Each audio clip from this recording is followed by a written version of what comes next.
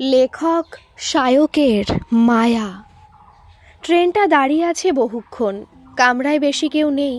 আছে বলতে সামনে পেয়ারার ঝাঁকা নিয়ে দরজার কাছে বসে থাকা একটা বৃদ্ধ, ক্যামেরা হাতে আকাশি শার্ট পরা একটা ছেলে, কাপড়ের পুঁটলি কোলে নিয়ে বসে থাকা সাদা থান পরা একটা বুড়ি, আর আছে মেয়েটা। মুখের একপাশে পড়া চুল কানের উপরে তুলে মেয়েটা বলল, ট্রেন কখন ছাড়বে অত্রিদা? চশমাটা খুলে আমি বাইরের দিকে তাকালাম। ট্রেনে জানলার বাইরে সবুজে ডুবে আছে বিশাল একটা ধান ক্ষেত। শেষ দুপুরের হলুদ আকাশে এলোমেলো কয়েকটা মেঘ ভেসে আছে। একদল টিয়ার ঝাঁক ডানা দুলিয়ে উড়ে যাচ্ছে দিগন্তের দিকে। আমি চশমাটা খুলে বললাম, ট্রেন ড্রাইভার আমার মেসোমশাই নয় যে ফোন করে জিজ্ঞাসা করব। মেয়েটা ভ্রু কুঁচকে তাকিয়ে বলল, তুমি সোজা কথার সোজা উত্তর দাও না কেন? প্রতিবারই পেঁচিয়ে কথা বলতে হবে? জামার নিচটা দিয়ে আমি চশমা মুছতে মুছতে বললাম, সোজা কথা বললে আমি বাকিদের মতো হয়ে যাব, তাই না? বাকিদের মতো হতে এসেছি। উফ, বিরক্ত হলো মেয়েটা। তারপর আমার দিকে তাকিয়ে বলল, একবার গিয়ে দেখে এসো না ট্রেনটা কেন ছাড়ছে না। আমি সিট ছেড়ে এগিয়ে এলাম ট্রেনের দরজার দিকে। পেয়ারার ঝাঁকা রেখে বুড়োটা ট্রেন থেকে নেমে পেচ্ছাপ করছে ট্রেনের দরজার সামনে বিশাল কৃষ্ণচূড়া গাছটার গোড়ায়। আমি ট্রেনের দরজা দিয়ে মুখ বাড়ালাম। বাইরে বেশ ভিড়। অনেকেই ট্রেন থেকে নেমে দাঁড়িয়ে আছে। কিছু মানুষ উচ্চস্বরে কি নিয়ে যেন ঝামেলা করছে। কালো স্টোন চিপের উপরে আমিও লাফিয়ে নামলাম ট্রেন থেকে। একজনকে জিজ্ঞাসা করলাম। লোকটা গ্রাম্য ভাষায় বলল, লাইনে নাকি একটা গাছ ভেঙে পড়ছে।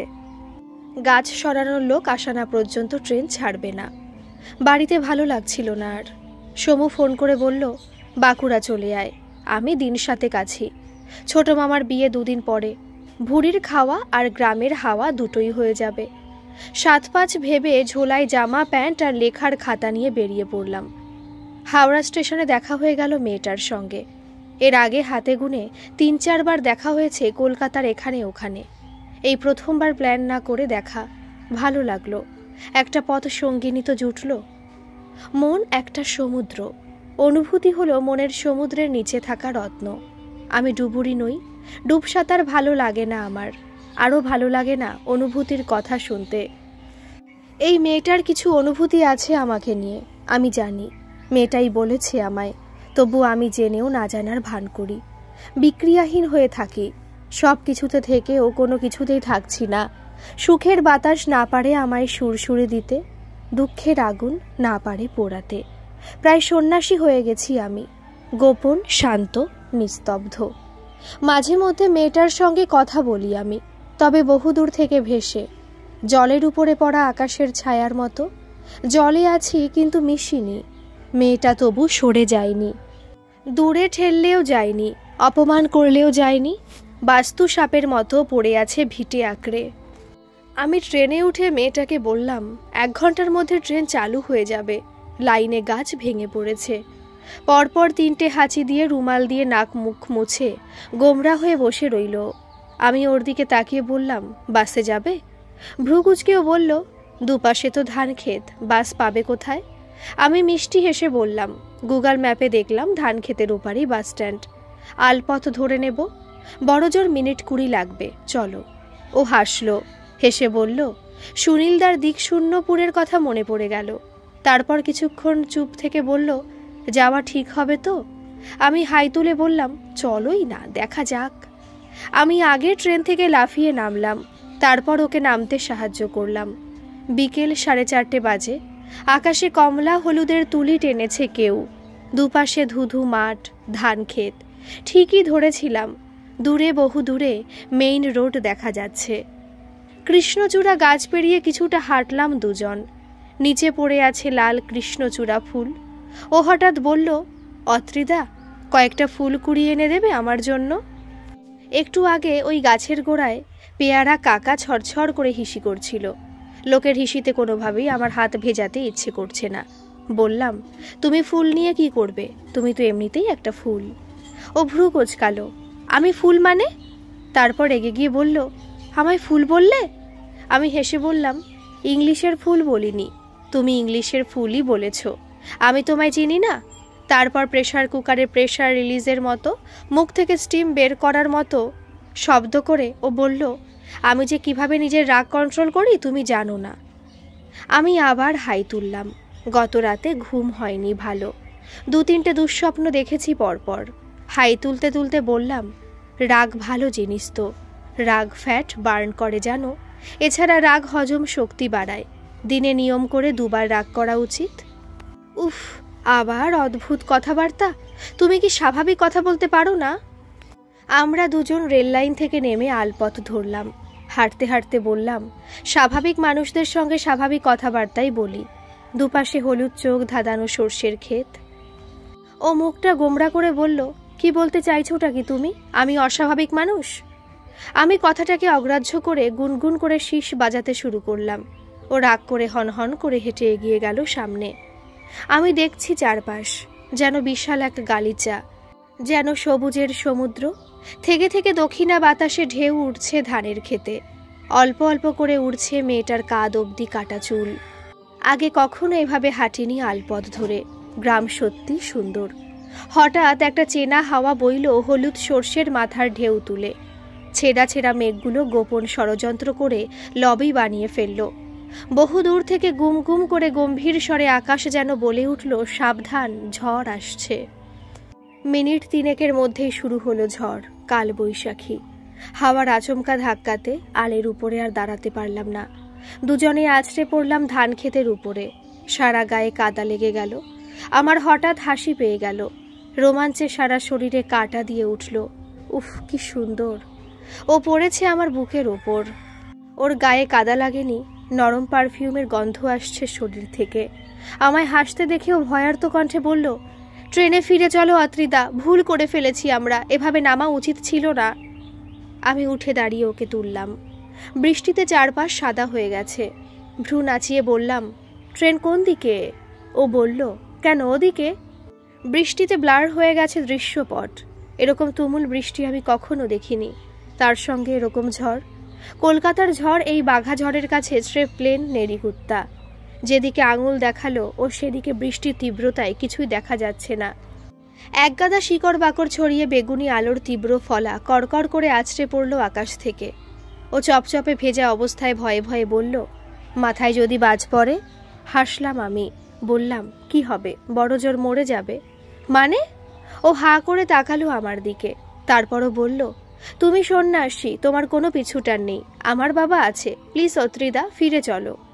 আমি হাসলাম, বললাম, জীবনে একটা মহামন্ত্র আছে বুঝলে, সামনে এগিয়ে চলো, সামনে, কিপ মুভিং ফরওয়ার্ড, চড়ই বেতি। আর মাথায় বাজ পড়লে? ও তাকালো আমার দিকে।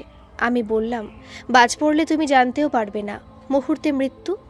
একটা জিনিস বলি, একবার বিদ্যুতের ঝলকানি দেখলে বুঝবে বাজ অলরেডি অন্য কোথাও পড়ে গেছে, তোমার মাথায় পড়েনি।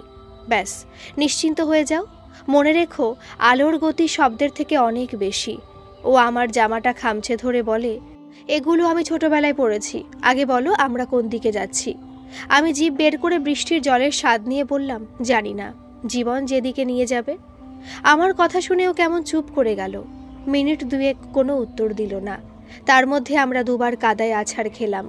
ঝড় একটু কমলে বৃষ্টির তীব্রতা বেড়ে গেল আচমকা। আমি নরম গলায় বললাম, রাগ করলে? ও দীর্ঘশ্বাস ফেলে শক্ত কণ্ঠে বলল, না করিনি। তার উপরে রাগ বা অভিমান করা যায় যে এর অর্থ বোঝে। রাগ, ঘৃণা, অভিমান, ভালোবাসা এর কোনো মূল্য তোমার কাছে নেই। তুমি তো সন্ন্যাসী, তাই না? এই কথাটার কোনো উত্তর আমি দিলাম না। দুজন মিলে বৃষ্টির মধ্যে হাঁটতে লাগলাম। হাঁটার সময় কি যেন একটা পায়ে জড়িয়ে গেল আমার।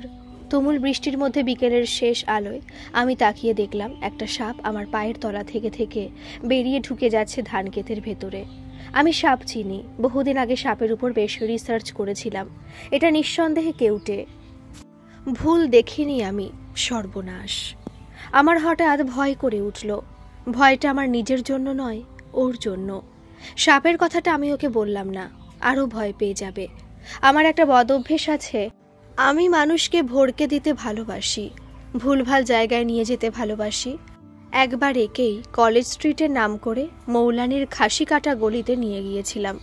ড্রেনের ধারে দাড়িওয়ালা একটা কাকা নিজের ব্ল্যাক মাম্বা বের করে ছড়ছড় করে পেচ্ছাপ করছিল। কিন্তু আজকেরটা একটু বাড়াবাড়ি হয়ে গেছে। কে জানতো এভাবে ঝমঝমিয়ে বৃষ্টি নামবে। ধ্যার, মনে মনে কয়েকটা কাঁচা গালাগালি জমিয়ে রাখলাম। একদিন না একদিন তো স্বর্গে যাব, এই জন্য ভগবানকে কাঁচা খিস্তি শুনতে হবেই।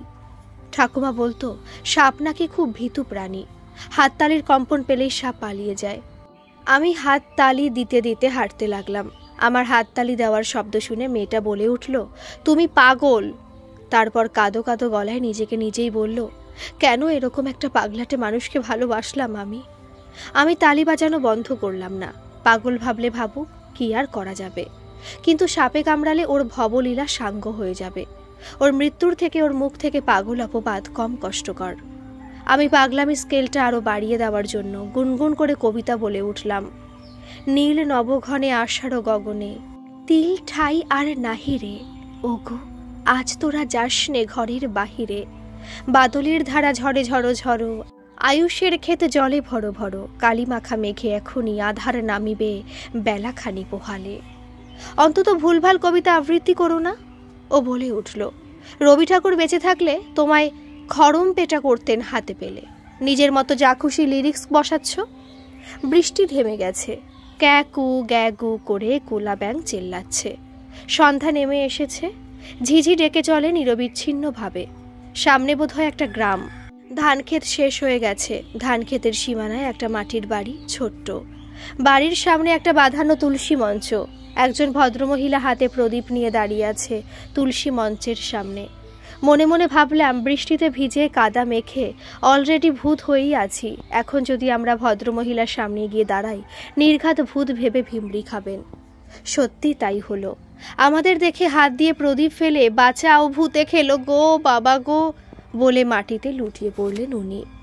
থালাটা কাত করে আমি গরম ডালটা খেলাম। আহা, অমৃত। থালায় অল্প ভাত ছিল, সেটা কাচিয়ে খেলাম আমি। আমার পাশে বসে আছে ও, মুখ গোমড়া করে ডাল ভাত খাচ্ছে। চেবানোর সময় গাল দুটো ফুলে উঠছে। দেখে আমার ভীষণ রকম হাসি পেল। আমার খালি থালা দেখে ভদ্রমহিলা বললেন, আর একটু ভাত দি বাবা। আমি তীব্র আপত্তি জানালাম। হাসিটাকে গিলে বললাম, এর বেশি খেলে আমার অবস্থা হারাধনের ৮ নম্বর ছেলের মতো হয়ে যাবে। আমার কথায় খিলখিল করে হেসে উঠলেন ভদ্রমহিলা। বললেন, ছোটবেলায় মুক্তি যখন পড়তো তখন আমি রান্না করতে করতে শুনতাম। ভদ্রমহিলা মাথা দুলিয়ে আবৃত্তি শুরু করলেন। হারাধনের ৮টি ছেলে বসলো খেতে ভাত, একটির পেট ফেটে গেল, রইল বাকি ৭।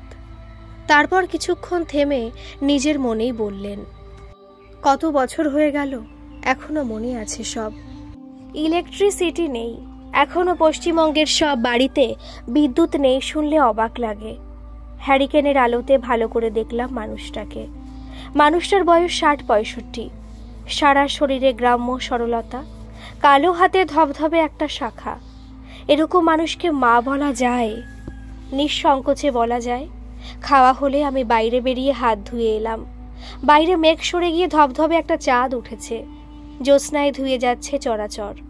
কাঠের একটা খাটিয়া মতো রাখা ছিল বাইরে, বৃষ্টির জন্য অল্প ভেজা। অপেক্ষাকৃত শুকনো একটা প্রান্তে বসলাম আমি। বুক ভরে অক্সিজেন নিলাম। এখানে আসার পরে ভদ্রমহিলাই ওকে পোশাক বদলে দিয়ে শাড়ি পরিয়ে দিয়েছে। সাদা শাড়ি, লাল পাড়। আমার পরনে ভদ্রলোকের একটা ফতুয়া আর সাদা পা প্যান্ট। আমার হাসি পেল। বহু বছর আগে একটা সিনেমা দেখেছিলাম, নাম মনে পড়ছে না। দেব আর কোয়েল ছিল সিনেমাটায়। ও হ্যাঁ, প্রেমের কাহিনী, যেখানে এরকমই দুজন ভিজে একটা বাড়িতে এসে উঠেছিল। মিনিট 10 পরে আমি ভেতরে এসে দেখলাম দাওয়ার মাদুরে চোখ বন্ধ করে শুয়ে আছে ও, কুকড়ে। চাঁদের আলোয় ব্লাউজহীন শাড়িতে ওকে ভালো লাগছে। কারো দিকে তারা 14 সেকেন্ডের বেশি তাকাতে নেই।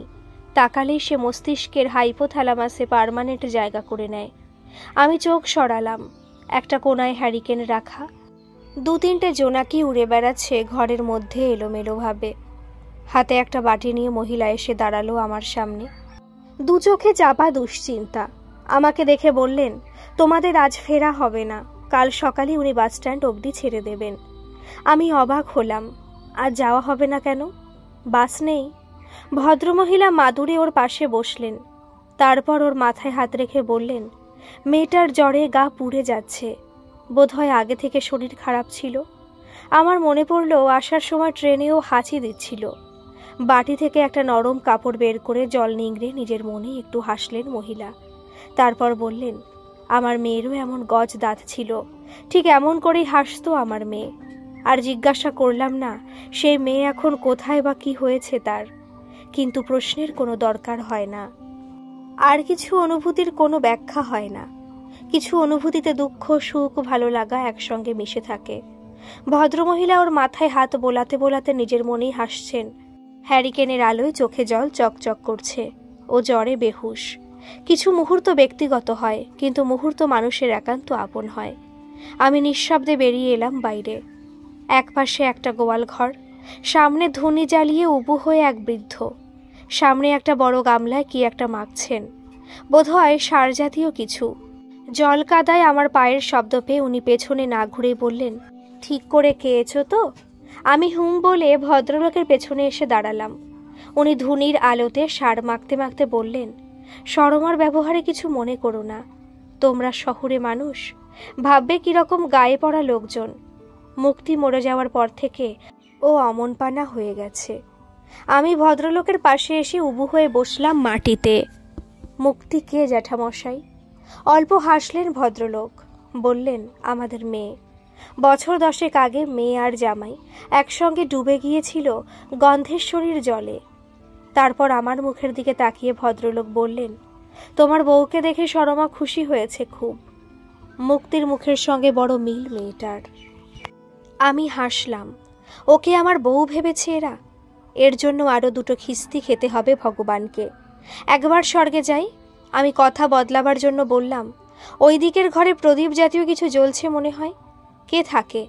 আপনার পরিবারের বাকি সদস্যরা? আর সদস্য? দীর্ঘশ্বাস ফেললেন ভদ্রলোক। মেয়ে জামাই ছাড়া কেউ ছিল না তিনকুলে, কেউ নেই। ও ঘরে মেয়ে জামাই থাকতো। তোমরা এসেছো দেখে আমি পিদিম জ্বালালাম। তোমাদের থাকার ব্যবস্থা করতে হবে তো। জামাই কি করতেন আপনার? প্রশ্ন করলাম। ঘটির জল দিয়ে হাত ধুয়ে ভদ্রলোক বললেন, ওরও তিনকুলে কেউ ছিল না। আমার মেয়ে ভালোবাসতো খুব। ঘর জামাই ছিল, এ বাড়িতেই থাকতো। চটপট কাজ শিখে নিচ্ছিল। আমার একটু জমি আছে, ভেবেছিলাম সে দিয়ে চাষাবাদ করে আমার মেয়েকে ভালো রাখবে, কিন্তু বন্যাটা যে সব কেড়ে নিল। আমি লম্বা শ্বাস নিলাম, তারপর নিঃশব্দে সরে গেলাম ভদ্রলোকের পেছন থেকে। একসঙ্গে এত অনুভূতি নিতে ইচ্ছে করছে না আমার। ধীরে ধীরে ঘরটার দাওয়ায় এসে দাঁড়ালাম আমি। দাওয়ার একপাশে একটা লোহার বালতিতে জল রাখা। আমি ভালো করে পা ধুয়ে মেঝেতে রাখা বস্তায় পা মুছে ঘরে এসে দাঁড়ালাম। বড় একটা প্রদীপ জ্বলছে ঘরে। সত্যি ইলেকট্রিসিটি নেই নাকি? নাকি এই বাড়িটাই অতীতে পড়ে আছে? নাকি কোনোভাবে টাইম ট্রাভেল করেছি আমরা? হতেই পারে টাইম ট্রাভেল, হতেই পারে বাজ পড়ে টাইম স্পেসের তন্তু গুটিয়ে গেছে, হতে পারে অতীতে চলে এসেছি আমরা, হতে পারে এটা 2023 নয়, এটা 1960। একটা মাদুর পাতা ঘরে, আর কোনো সামগ্রী নেই। পাওয়ার বাটন হোল্ড করে ফোনটা অন করার চেষ্টা করলাম, হলো না। বৃষ্টিতে ভিজে ওয়াটার ড্যামেজ হয়ে গেছে, নয়তো ব্যাটারি ডেড। আমি মাদুরে শুয়ে পড়লাম। অদ্ভুত মন খারাপ বুকের ভেতরে ধীরে ধীরে বাড়ছে, হৃৎপিণ্ডের তালে তালে বাড়ছে। ভদ্রলোক আর ভদ্রমহিলা দুজনই ভীষণ মন খারাপের সমুদ্রে বেঁচে আছেন এত বছর ধরে। দুজনেরই কথাবার্তা স্বাভাবিক নয়। ওদের মেয়ে মুক্তির মৃত্যুতে ওরা সব হারিয়েছেন, সব হারিয়ে সময়হীন অন্ধকার মাখা একটা জগতে বন্দী হয়ে আছেন। মাঝে মাঝে মনে হয় জীবনের নির্ঘাত কোনো লেখক আছে, এসব তারই বানানো প্লট। শুয়ে শুয়ে মন খারাপটা আরও বেড়ে গেল। উঠে বসলাম। ধ্যান করব। মন খারাপ হলে আমি ধ্যান করি। ধ্যানে আমি একটা সরোবরকে আনি কল্পনায়। প্রথমে কল্পনা করতে হয়, ভাবতে হয়, তারপর ধীরে ধীরে বাহ্য জ্ঞান হারিয়ে যায়। সরোবরটা হয়ে ওঠে স্পষ্ট। সরোবরের পেছনে স্পষ্ট হয়ে ওঠে আজন্ম ধ্যানে বসে থাকা হিমালয়, শৃঙ্গ ঘিরে শিবের জটার মতো মেঘ। সেই সরোবরের মাঝে একটা দ্বীপ আছে, সেখানে আলোর মতো নির্দিষ্ট আকারহীন কিছু অস্তিত্ব শান্ত হয়ে বসে গুনগুন করে মন্ত্র। অহং ব্রহ্মাস্মি যো বেদস সর্বং ভবতীতিদম নাভূত্যাই শতে দেবাস্তে সামাত্তা ভবেদ্ধি। ওরা আমায় ডাকছে। ওই দ্বীপেই মুক্তি আছে। ধীরে ধীরে আমি পায়ের তলায় অনুভব করি কাকর, শরীরে অনুভব করি হিমালয়ের পবিত্র শীত, কানে বেজে ওঠে গুরুগম্ভীর প্রণবনাদ। আমি ধীরে ধীরে জলে নেমে দাঁড়াই, সাঁতরে পৌঁছাতে চাই সব ছেড়ে ওই দ্বীপে। বেল্ট হাতে বাবাকে ছেড়ে, পাগল মাকে ছেড়ে, ট্রমাটিক চাইল্ডহুড ছেড়ে আমি মুক্তি চাই, যন্ত্রণা থেকে চিরতরে মুক্তি। কিন্তু প্রতিবারই দ্বীপ অবধি পৌঁছানোর আগে আমার ধ্যান ভেঙে যায়।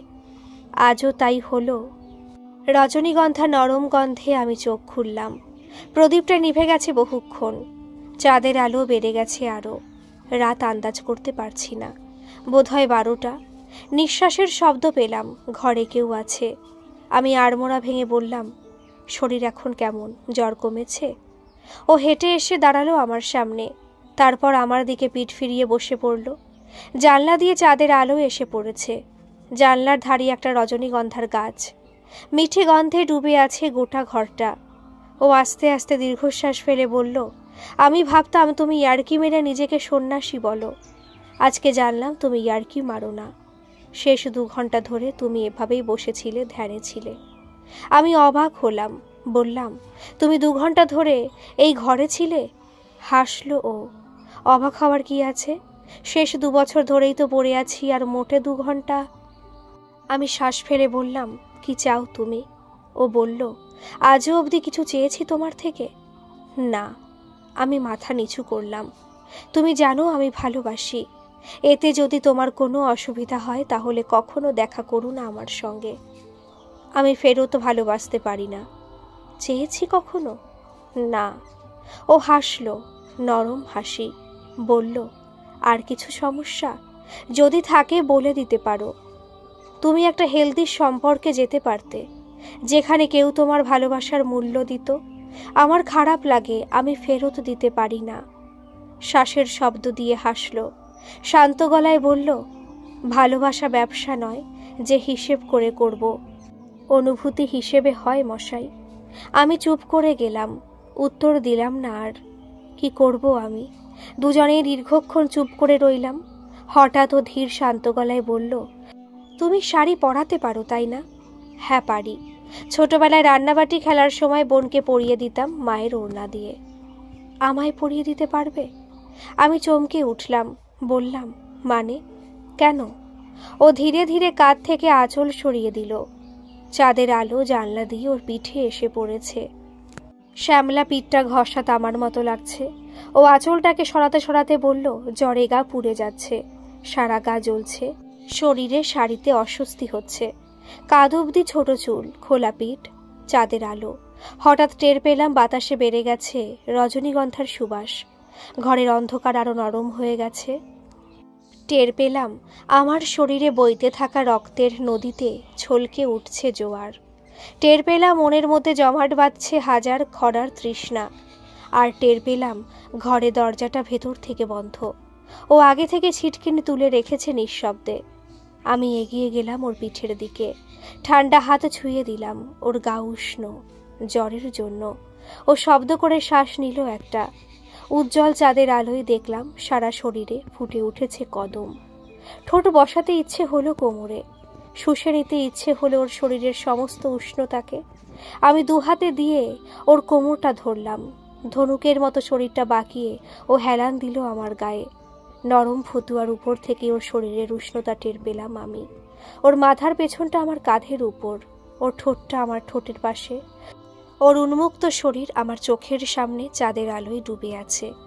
আমার বুকের আবেগের সমুদ্রে উঠেছে বিশাল সুনামি। জাপানের উপকূলের মতো ভেঙে যাচ্ছে আমার যুক্তি, চিন্তা, সন্ন্যাস।